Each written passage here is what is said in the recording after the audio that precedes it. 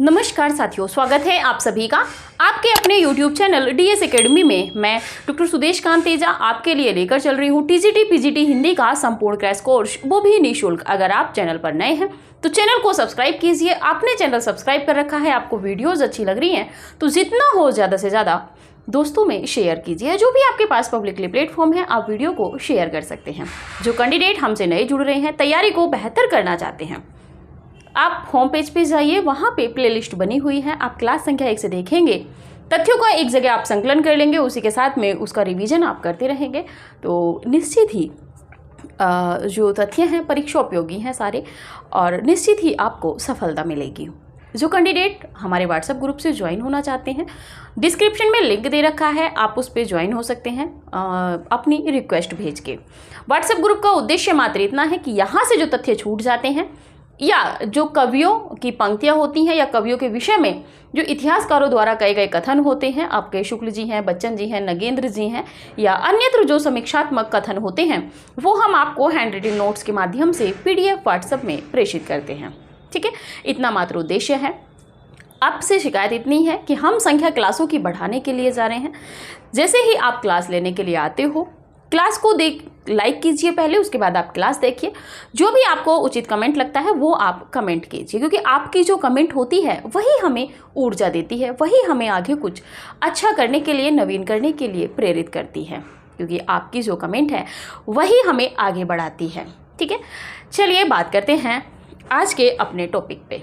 आज की ये क्लास जो है हमारी दूसरी क्लास है आधुनिक काल की। आधुनिक काल में हमने प्रवेश कर लिया था, इससे पहले हम तीसरी क्लास है। इससे पहले हम आधुनिक काल को हमने देखा, आधुनिक काल की अवधारणा क्या थी, इतिहासकारों ने कैसे उसका विभाजन किया था। इसी के साथ में आधुनिक काल का नामकरण आलोचकों ने किस किस नाम से आधुनिक काल को संबोधित किया था, साथ ही में जो समय सीमा मानी थी कब से मतलब किन किन इतिहासकारों ने किस समय से समय सीमा मानी थी, और इसी के साथ में हमने देखा था आधुनिक काल का काल विभाजन शुक्ल जी के अनुसार भी और डॉक्टर नागेंद्र जी के अनुसार, क्योंकि यहीं से आपके प्रश्न बनते हैं। आज के इसमें बात करेंगे। इससे पहले हम देख रहे थे जो अंतिम में, इससे पहले वीडियो में हमने देखा था कि आधुनिक काल में एक तरीके से जो विकास था किस तरह था, खड़ी बोली के रूप में, या कहाँ से विकास होना शुरू हुआ था, विलियम कैरे बाकी लोगों को देखा था। आज हम बात करेंगे कि भारतेंदु युग, अभी हम भारतेंदु युग में प्रवेश नहीं किए हैं। आधुनिक काल में जो वो 25 वर्षों का इतिहास जो बीच में बचा हुआ है, आदिकाल और वो रीतिकाल और आधुनिक भारतेंदु युग के बीच में जो 25 वर्षों का संक्रांति काल था, इस समय हम जो बात कर रहे हैं उस संक्रांति काल की कर रहे हैं। ठीक है, तो इस बीच में जो कुछ पत्रिकाएं निकली थी, क्योंकि पत्रकारिता का युग भारतेंदु युग को भी माना जाता है, उससे पहले जो पत्रों का प्रकाशन हुआ था, पत्रिकाओं का प्रकाशन हुआ था, उसको एक दृष्टि में देखते हैं। वैसे तो पत्रकारिता हम अलग से पढ़ेंगे, सारे पत्रों को हम एक साथ पढ़ेंगे, लेकिन जहाँ पे जो जो महत्वपूर्ण हमें लगेंगे हम उनको आपके साथ लेके चलेंगे। आपको क्लासें ऐसी दी जा रही हैं कि जैसे आप विधिवत रूप से एक ऑफिशियली क्लास में ले रहे हैं। ठीक है, आपसे कोई तथ्य छोड़ मतलब आपसे कोई तथ्य बचाया नहीं जा रहा है, परीक्षा उपयोगी सभी तथ्य आपको दिए जा रहे हैं। चलिए बात करते हैं प्रमुख हिंदी पत्रों की सूची या पत्रिकाओं की सूची भी आप लिख सकते हो आधुनिक काल में। ठीक है, और आधुनिक काल में ये जो समय पीरियड है ये आपका भारतेंदु युग से पूर्व की बात है, यानी कि जब से भारतेंदु युग की समय सीमा या आधुनिक काल की जो समय सीमा भारतेंदु जी ने, वो आचार्य रामचंद्र शुक्ल जी ने मानी थी। बात करते हैं पहले पत्र पे। पहला पत्र महत्वपूर्ण है, इससे पहली क्लास में भी देख चुके हैं हम। उदंत मार्तंड। उदंत मार्तंड हिंदी का पहला पत्र है। ठीक है, कैसा पत्र था? साप्ताहिक। कहाँ से प्रकाशित होता था? कलकत्ता से। समय क्या था? 1826। यहाँ पे आप लिख लीजिएगा 30 मई 1826 ईस्वी, यानी कि 30 मई को हिंदी पत्रकारिता दिवस मनाया जाता है। किसके उपलक्ष्य में? क्योंकि इस समय हिंदी का पहला पत्र निकला था कब? 30 मई 1826 ईस्वी को। संपादक कौन थे? पंडित जुगल किशोर शुक्ल। ठीक है, इनको हम पहले भी देख चुके थे, किस दिन निकलता था ये सब आप कमेंट कर दीजिएगा। हम नहीं बताएंगे, आप कमेंट कीजिएगा। अगर इससे पहली क्लास आपने देखी है तो आप कमेंट कर देंगे, अगर आपने नहीं देखी है तो देखिए, उसके बाद कमेंट कीजिएगा। दूसरे नंबर पर देखते हैं वंगदूत पत्र है, ये भी साप्ताहिक पत्र था, कलकत्ता से निकलता था, 1829 ईस्वी में निकला था, और इसके जो संपादक थे वो थे राजा राम मोहन राय। दूसरा पत्र था आपका प्रजामित्र। प्रजामित्र बंगदूत महत्वपूर्ण है, पहला भी महत्वपूर्ण था। प्रजामित्र ये भी साप्ताहिक पत्र था, आपका कलकत्ता से निकला था। किस समय? 1834 ईस्वी में। इसके भी जो संपादक थे वो राजा राम मोहन राय थे। बात करते हैं चौथे पत्र की, जो बहुत ही महत्वपूर्ण है। ठीक है, जितने स्टार लगाने हैं लगा लीजिएगा। बनारस अखबार साप्ताहिक पत्र था। प्रवृत्ति कैसी, मतलब ये किस तरह का था? तो साप्ताहिक पत्र था। कहाँ से निकलता था? बनारस से। उत्तर प्रदेश से निकलने वाला पहला हिंदी का समाचार पत्र या प्रथम पत्र कौन सा था? तो ये था आपका बनारस अखबार, क्योंकि बनारस उत्तर प्रदेश। ठीक है, तो यहां से भी प्रश्न बन सकता है कि उत्तर प्रदेश से निकलने वाला हिंदी का पहला पत्र कौन सा है? तो बनारस अखबार है। ठीक है, कहां से निकलता था? बनारस से। कब? 1845 में। किसके संपादन में? राजा शिव प्रसाद सितारे हिंद। महत्वपूर्ण है, राजा शिव प्रसाद सितारे हिंद। राजा द्वय हुए हैं आधुनिक गद्य में। ठीक है, आगे देखेंगे इनसे, अगली वीडियो में हम पहले इन्हीं को भी देखेंगे। उसके बाद में बात करते हैं मालवा अखबार। बहुत महत्वपूर्ण नहीं है, साप्ताहिक पत्र था, मालवा से निकलता था 1849 ईस्वी में, और इसके जो संपादक थे वो भी राजा शिव प्रसाद सितारे हिंद थे। लेकिन इनका जो आपका बनारस अखबार है ये महत्वपूर्ण है। बात कर लेते हैं सुधाकर अखबार की। सुधाकर ये भी साप्ताहिक पत्र था। कहाँ से निकलता था सुधाकर आपका? ये भी बनारस से निकलता था। बनारस से निकलता था 1850 ईस्वी में। संपादक तारा मोहन। थोड़ा सा महत्वपूर्ण है आपका सुधाकर पत्र। ठीक है, क्योंकि ये यहाँ से प्रश्न टीजीटी में बन चुका है। टीजीटी में यहाँ से प्रश्न बन चुका है, इसीलिए पहला, दूसरा, चौथा और छठे नंबर का आप याद रखिएगा। बात कर लेते हैं बुद्धि प्रकाश। बुद्धि प्रकाश जो पत्र था आगरा से निकलता था। इसका समय अभी निश्चित नहीं मिल पाया है जो प्रामाणिक हो। ठीक है, और संपादक की बात करेंगे आप तो सदा सुख लाल थे। इसके बाद में बात करते हैं समाचार सुधावर्षण। महत्वपूर्ण है। फिर यहाँ पे जितने स्टार लगाने हैं आप 8वें नंबर पे लगा सकते हैं। ठीक है, क्यों लगाएंगे भाई? क्योंकि समाचार सुधावर्षण क्या है विशेषता इसकी? कि पहला दैनिक पत्र है। हिंदी का पहला दैनिक पत्र कौन सा माना जाता है? समाचार सुधावर्षण। कहाँ से निकलता था? आपका कलकत्ता से। ठीक है, समाचार सुधावर्षण आपका कलकत्ता से निकलता था और पहला दैनिक पत्र था। विशेषता क्या थी इसकी? दैनिक पत्र है। कब निकलता था? तो 1854 ईस्वी में। संपादक कौन थे? श्याम सुंदर सेन। सेन जो है, सेन से आशय इतना मात्र है कि ये बंगाल की एक जाति है। ठीक है, तो 8वां भी प्रजा हितैषी, ये भी साप्ताहिक पत्र था, आगरा से निकलता था। राजा लक्ष्मण सिंह ने 1860 में इसका संपादन शुरू किया था। ठीक है, थोड़ा सा महत्वपूर्ण है प्रजा हितैषी। लोकमित्र ये भी साप्ताहिक पत्र था, आगरा से निकलता था 1863 ईस्वी में। इसके संपादक भी राजा लक्ष्मण सिंह थे। बात कर ले तत्वबोधिनी पत्रिका। तत्वबोधिनी पत्रिका ये भी साप्ताहिक पत्रिका थी। ये 2 स्थानों से निकलती थी, एक लाहौर से, एक बरेली से। ठीक है, अब बात यहाँ आती है कि इसके संपादक में ये 1867 ईस्वी में निकलती थी। इसके जो संपादक थे 2 लोग थे, एक राजा लक्ष्मण सिंह, यहाँ पे आप राजा लक्ष्मण सिंह को देंगे इस स्थान पे, और गुलाब शंकर। ठीक है, क्योंकि यहाँ से विकल्प बन सकता है। बात करें ज्ञानदायिनी पत्रिका, तो ये साप्ताहिक पत्रिका थी, लाहौर से निकलती थी 1867 ईस्वी में, और ये प्रश्न इससे बन चुका है। रचना, इसके संपादक कौन थे? नवीन चंद्र राय जी। अंतिम पत्रिका बहुत महत्वपूर्ण है, शुक्ल जी ने भी इसको माना है, कवि वचन सुधा। ये इस पत्रिका की विशेषताएं क्या थी? मासिक पत्रिका भी थी, साप्ताहिक भी थी और दैनिक भी थी। ठीक है, ये तीनों रूपों में निकलती थी, साप्ताहिक, मासिक और आपकी दैनिक। कहाँ से? काशी से। 1868 ईस्वी में भारतेंदु हरिश्चंद्र ने, शुक्ल जी का मानना था कि हिंदी नए चाल में ढली, ये कथन इसी पत्रिका से था, कवि वचन सुधा से। आप स्क्रीनशॉट लीजिए, फिर आगे बढ़ते हैं।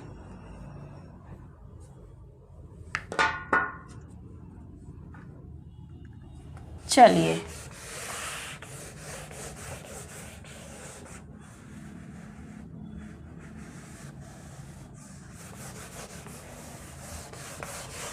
देखिए जितना हो क्लासों को शेयर करते रहिए। ठीक है, आपसे कुछ बचेगा नहीं। आप पेपर में जब जाके बैठेंगे तो आपको इसी व्हाइट बोर्ड से सारा कुछ मिलने वाला है। बात कर लेते हैं प्रमुख सुधारक व संस्थाएं। प्रमुख सुधारक व संस्थाएं, यहाँ पे कुछ संस्थाएं निकली थी भारतेंदु युग से पहले, उनके विषय में जान लेते हैं कैसे कैसे थी। पहली है ब्रह्म समाज। ब्रह्म समाज की यदि बात करें तो ये कहाँ थी? बंगाल या कहें कलकत्ता। ठीक है। समय क्या था? 1828 ईस्वी में निकली थी। ये संस्था की स्थापना हुई थी इसकी, और इसके जो संपादक थे, इसके जो संस्थापक थे, क्षमा कीजिएगा, संस्थापक में जो है आपके रहेंगे राजा राम मोहन राय। राजा राम मोहन राय। ठीक है। केशव चंद्र सेन भी रहे हैं संपादक के रूप में, उसमें सहयोगी के रूप में, लेकिन प्रमुख यही हैं। बात करते हैं प्रार्थना समाज। प्रार्थना समाज की स्थापना कहाँ हुई थी? तो ये हुई थी महाराष्ट्र में। महाराष्ट्र में समय की बात करें तो 1867 ईस्वी में संस्थापक कौन थे? महादेव गोविंद रानाडे। महादेव गोविंद रानाडे। ठीक है। तीसरे नंबर पे बात कर लेते हैं Ramakrishna Mission. Ramakrishna Mission. Ramakrishna Mission की स्थापना कहाँ हुई थी? बंगाल में। समय की बात करें तो 1893 ईस्वी में। संपादक कौन थे? स्वामी विवेकानंद। स्वामी विवेकानंद। वैसे परमहंस भी आते हैं, लेकिन परमहंस ने नींव रखने का प्रयास किया था, लेकिन पूर्ण रूप से जो स्थापित की थी वो स्वामी विवेकानंद ने की थी। फोर्थ नंबर पे बात करें तो आपकी है आर्य समाज। संस्था है आर्य समाज। स्थान की बात करें तो बम्बई या मुंबई आप कह सकते हैं। समय की बात करें तो 1867 ईस्वी। संस्थापक कौन थे? स्वामी दयानंद। स्वामी दयानंद सरस्वती। ठीक है। पांचवें नंबर पे बात करें theosophical society. Theosophical society. Theosophical society, इसकी दो जगह स्थापना हुई थी। पहले नंबर पे बात करते हैं न्यूयॉर्क। न्यूयॉर्क में कब हुई थी? 1875 में। और यहाँ पे संस्थापक कौन थे? मदाम बिलावस्तु और अल्काट। और कौन थे? ओलकार्ट। ये थी न्यूयॉर्क की। बात कर ले अड्यार यानी कि मद्रास में, भारत में बात करें तो कहाँ है? अड्यार यानी कि मद्रास। समय की बात करें तो 1882 ईस्वी। और संस्थापक की बात करें तो एनी बेसेंट। ठीक है। इसके बाद में बात कर लेते हैं तदीय समाज। तदीय समाज की स्थापना कहाँ हुई थी? आपके काशी में। समय की बात करें तो 1873 ईस्वी। 1873 ईस्वी। संस्थापक की बात करें तो संस्थापक हैं आपके भारतेंदु हरिश्चंद्र, यानी कि भारतेंदु जी। ठीक है। सातवें नंबर पे बात कर लेते हैं सत्यशोधक समाज। जो महत्वपूर्ण थी यहाँ पे हमने वही दी है। कहाँ पे इसकी स्थापना हुई थी? महाराष्ट्र। संस्थापक समय नहीं है। संस्थापक की यदि बात करें तो ज्योतिबा राव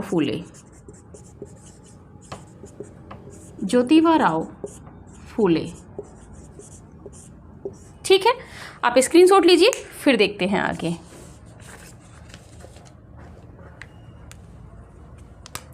चलिए प्रमुख जो संस्थाएं हुई थी उनके विषय में जान लेते हैं। ब्रह्म समाज की स्थापना कहाँ हुई थी? बंगाल, कहें कलकत्ता। 1828 ईस्वी में संस्थापक थे राजा राम मोहन राय। ठीक है। प्रार्थना समाज की स्थापना कहाँ हुई थी? महाराष्ट्र में। 1867 ईस्वी में संस्थापक थे महादेव गोविंद रानाडे। रामकृष्ण मिशन की स्थापना बंगाल में हुई थी कब? 1893 ईस्वी में। संस्थापक थे स्वामी विवेकानंद। ठीक है। आर्य समाज की स्थापना बम्बई यानी कि मुंबई में हुई 1867 ईस्वी में। संस्थापक थे स्वामी दयानंद सरस्वती। थियोसॉफिकल सोसाइटी, यहाँ से प्रश्न बनते हैं। थियोसॉफिकल सोसाइटी की 2 जगह स्थापना थी। अगर विदेश की बात करें तो न्यूयॉर्क में 1875 ईस्वी में। किसने की थी? मद्रास बिलावस्तु और ओलकार्ट ने। वहीं पे भारत में यदि बात करें तो अड्यार मद्रास में 1882 ईस्वी में एनी बेसेंट ने इसकी स्थापना की थी। तदीय समाज की स्थापना काशी में हुई थी 1873 ईस्वी में। किसने की थी? भारतेंदु हरिश्चंद्र ने। प्रश्न बना है TGT, PGT, TET, super TET, कई बार प्रश्न बना है। सत्यशोधक समाज की स्थापना महाराष्ट्र में किसने की थी? ज्योतिबा फूले ने। ठीक है, आप इसका स्क्रीनशॉट लीजिए, फिर आगे देखते हैं भारतेंदु से पहले का जो काव्य मिला है। चलिए देखिए, भारतेंदु से पहले हमें ये सब पढ़ाने का उद्देश्य हमारा इतना मात्र है क्योंकि जब हम एक लेखक को, एक कवि को पढ़ेंगे तो उसका कथा साहित्य जो गद्य रहेगा वो भी हम एक ही साथ पढ़ लेंगे। इसीलिए हम यहाँ पे गद्य साहित्य को भी आपको जोड़ेंगे। ठीक है, बात कर लेते हैं हिंदी गद्य का उद्भव एवं विकास। हिंदी गद्य का उद्भव एवं विकास, इसमें जान लेते हैं भारतेंदु पूर्व हिंदी गद्य। भारतेंदु पूर्व हिंदी गद्य किस रूप में हमें देखने को मिला था? आदिकालीन गद्य बीज रूप में, आदिकालीन गद्य बीज रूप में हमारे सामने आता है, हमारे सामने आता है। आपने देखा होगा क्योंकि बीज वपन काल ही हजारी, उन्होंने महावीर प्रसाद द्विवेदी जी ने कहा है। रचनाओं में देख लेते हैं रचनाएं कौन कौन सी हैं जो गद्य में है थोड़ी सी। राउरवेली, उक्ति व्यक्ति प्रकरण, उक्ति व्यक्ति प्रकरण, और उसके बाद है आपकी वर्ण रत्नाकर। जितने भी कैंडिडेट पढ़ रहे हैं, जितने भी अभ्यर्थी हैं, कमेंट कर दीजिएगा इन तीनों के रचनाकार। आगे बात कर लेते हैं भक्ति काल में। भक्ति काल में अवधी भाषा के अतिरिक्त हिंदी की, अवधी भाषा के अतिरिक्त हिंदी की अन्य सभी भाषाओं में, हिंदी की अन्य सभी भाषाओं में गद्य लिखा गया, गद्य लिखा गया। यह लेखन 2 रूप में हमारे सामने आता है। ये जो गद्य लेखन था तो यह लेखन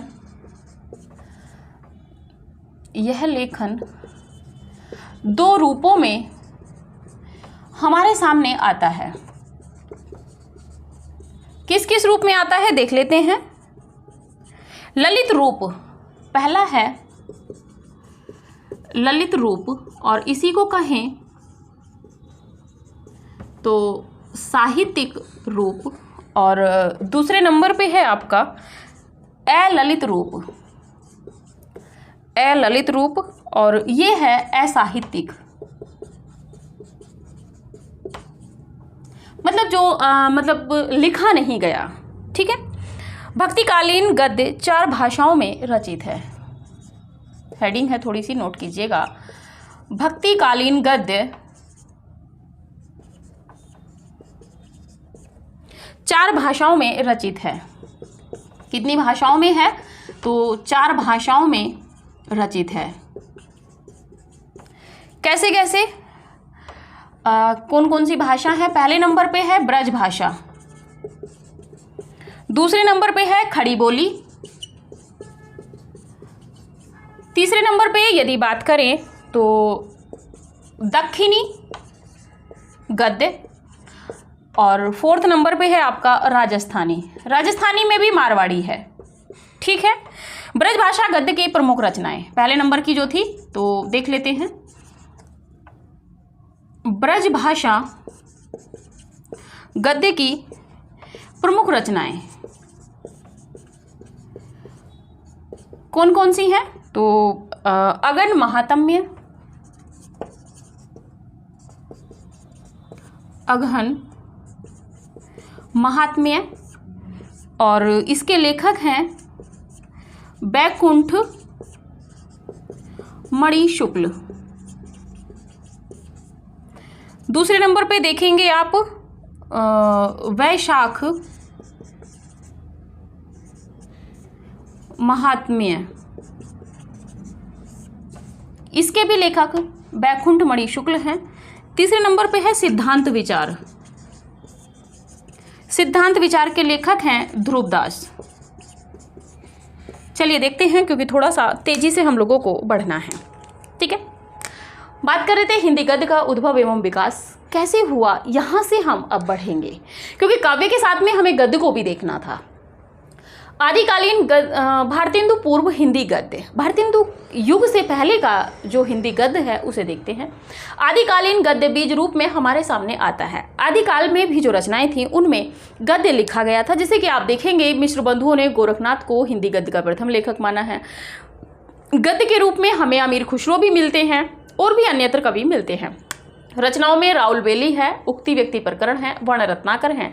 ये इनमें गद्य के नमूने हमें मिले हैं आदिकाल की रचनाओं में। बात कर लेते हैं आपकी भक्ति काल में अवधी भाषा के अतिरिक्त हिंदी की अन्य सभी भाषाओं में गद्य लिखा गया था। सिर्फ अवधी भाषा को छोड़ के ब्रज भाषा में भी गद्य लिखा गया था। 252 वैष्णवन की वार्ता, 84 वैष्णवन की वार्ता, आपके जो आपके विट्ठलनाथ हैं, बल्लभाचार्य जी हैं, इनकी ब्रज भाषाओं में भी गद्य के नमूने देखने को मिले हैं। यह लेखन दो रूपों में हमारे सामने आता है। पहला है ललित रूप, ललित रूप यानी कि साहित्यिक रूप, जिनकी रचनाएं हमें प्राप्त हो गई हैं। दूसरा है अललित रूप यानी कि असाहित्यिक रूप, जो जिसमें साहित्य लिखा तो गया, पद कहे तो गए, लेकिन वो हमारे पास साक्ष्य आज नहीं है। बात कर लेते हैं भक्तिकालीन गद्य 4 भाषाओं में रचित है। जो भक्ति काल का जो गद्य साहित्य है वो 4 भाषाओं में रचित है। पहली भाषा है ब्रज भाषा, दूसरी है खड़ी बोली, तीसरी आपको मिलेगी दक्षिणी गद्य, जैसे आप देखेंगे बंदा गेसु दराज है दक्षिणी उर्दू में, ठीक है, नुसरती वगैरह हैं। बाद में राजस्थानी, राजस्थानी में आप अगर अंदर देखेंगे इसके राजस्थानी के, तो इसमें मिलेगी मारवाड़ी। बात कर लेते हैं ब्रजभाषा गद्य की रचनाएं। आज इनकी रचनाओं को देख लेते हैं। तो अगन महात्म्य ये बैकुंठ मणि शुक्ल की रचना है। वैशाख महात्म्य ये भी बैकुंठ मणि शुक्ल की रचना है, जो ब्रजभाषा गद्य की रचनाएं हैं। सिद्धांत विचार ये ध्रुवदास की रचना है। इसी में 84 वैष्णवन की वार्ता, 252 वैष्णवन की वार्ता, गोकुलनाथ की, विट्ठलनाथ की जो रचनाएं हैं वो भी इसी क्रम में आ जाएंगी, ठीक है। चलिए आप स्क्रीनशॉट लीजिए, फिर आगे बढ़ते हैं।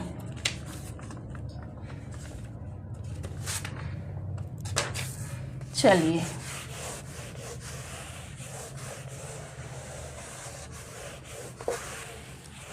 आगे बात कर लेते हैं खड़ी बोली गद्य की रचनाएं।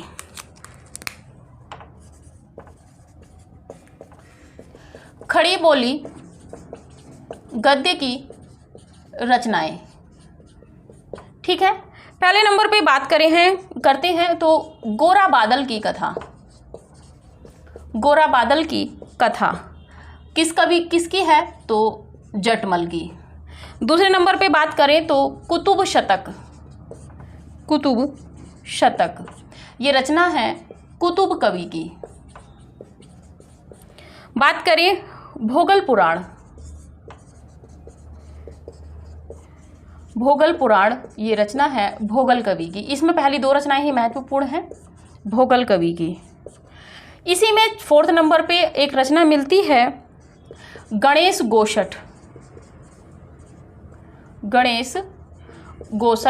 और 5वें नंबर पे रचना मिलती है पोथी। ये खड़ी बोली की ही रचनाएं हैं, इसीलिए लिखाई थी। दक्षिणी उर्दू में यदि बात करें तो दक्षिणी गद्य में आपको मिलेगी सबरस, इसके रचनाकार हैं मुल्ला बजही, ठीक है। राजस्थानी गद्य की बात करें, राजस्थानी गद्य में जो है वो मारवाड़ी साहित्य थोड़ा सा मिलता है गद्य में। तो इसमें रचनाओं के नाम लिख लीजिए। पृथ्वीचंद चरित, पृथ्वीचंद चरित, फिर है आदिनाथ चरित, आदिनाथ चरित, और तीसरे नंबर पे है योग शास्त्र, योग शास्त्र। ठीक है, बात कर लेते हैं रीतिकाल में, थोड़ी सी महत्वपूर्ण है। रीतिकाल में लिखे गए गद्य ग्रंथ, भक्तिकाल की बात करी थी तो रीतिकाल की भी कर लेते हैं। 84 वैष्णवन की वार्ता। देखिए, भक्तिकाल के कवि थे लेकिन जब लिखा गया तो रीतिकाल था। 84 वैष्णवन की वार्ता आप समय से निकालेंगे तो किसकी है? गोकुलनाथ की। 252 वैष्णवन की वार्ता, 252 वैष्णवन की वार्ता, और इसके जो लेखक हैं, इसके भी लेखक गोकुलनाथ हैं। तीसरे नंबर पे आप लिखिए बेताल पचीसी। बेताल पचीसी की बात करें तो इसके लेखक हैं लल्लू लाल। आगे पढ़ेंगे अभी इनको, और इन्होंने क्या है ये अनुवाद किया था। ठीक है, 4th नंबर पे बात कर लें तो नासिकेतोपाख्यान। नासिकेतो, आगे देखेंगे क्या क्या लिखा गया है, कैसे। नासिकेतोपाख्यान ये भी सदल मिश्र की रचना है और इन्होंने भी अनुवाद किया था। आगे जब इनको पढ़ेंगे अभी अगली वीडियो में तब इनको देखेंगे थोड़ा सा विस्तृत करके। स्क्रीनशॉट लीजिए।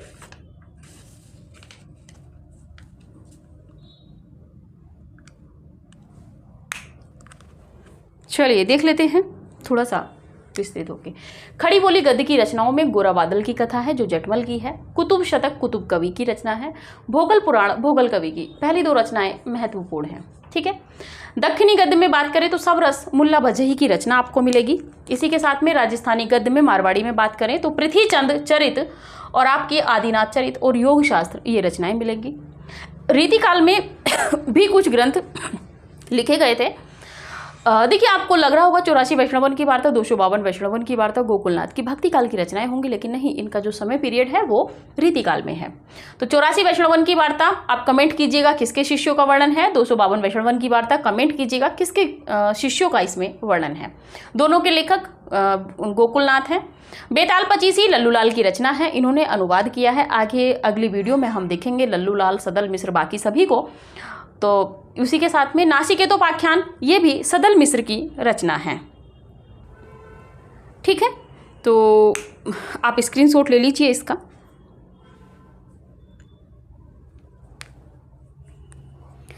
चलिए आज की क्लास यहीं पे रखते हैं। अगली क्लास में हम मिलेंगे आपसे आधुनिक काल में खड़ी बोली।